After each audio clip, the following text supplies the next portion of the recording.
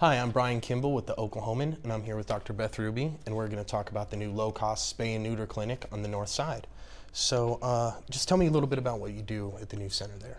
I am a member of the veterinary board for the Central Oklahoma Humane Society, so I'm not actually at the clinic itself unless I do some volunteer work. Basically, I sit on a board with several other veterinarians from the community who have a strong drive to help the Humane Society achieve its goals and to try to tie the veterinary community in with the Humane Society. So what is one of the goals of this new center that you guys opened? The main thing we're trying to do is trying to reach a goal of no kill. And the way that we have to do that in Oklahoma City is to try to decrease the population of animals. And in order to decrease the population, there are many unspayed and neutered animals out there. So we're trying to target those animals to get them spayed and neutered to try to decrease the number of animals that are being taken into the Oklahoma City shelter. So what were some of the driving factors in opening it? Was it the increasing number of euthanasias in the state, or? Basically, Christy Counts set a goal that by 2012 she wanted to be Oklahoma City to be no kill, which is a great goal. And one of the steps in that process was to combat the population issue.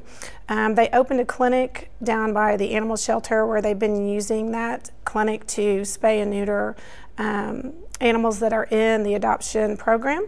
And the next step was to try to open that up to the public to try to help control the animals that are actually coming into the shelter so we can kind of stop it before it gets to the shelter level. So what kind of impact do you think that this new center is going to have on that? I hope it has a great impact. The goal is to do 10,000 to 15,000 sterilizations a year.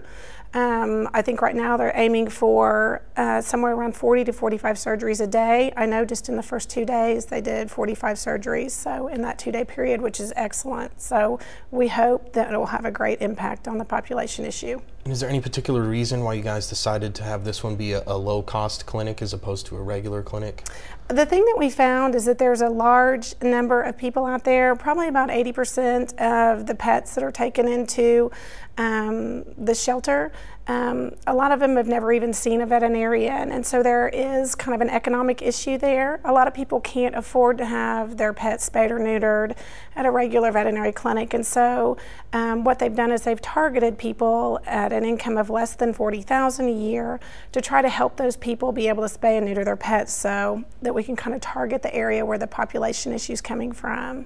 Okay, and now is there anything else that you guys do there, or is it, is it the specialty of it, the spaying and neutering? It really is just the spaying and the neutering. We will do what we call core vaccines, so rabies, distemper parvo vaccines, upper respiratory in cats, just for the safety of the animals that are in there. If they come in and are unvaccinated, they will be required to have a rabies vaccine. And then we'll treat anything communicable. So if they have fleas, if they have ticks, ear mites, something that they can give to another animal while they're there in the hospital, those things will be treated. But it's just basically a spay and neuter clinic. They can't come back for additional services.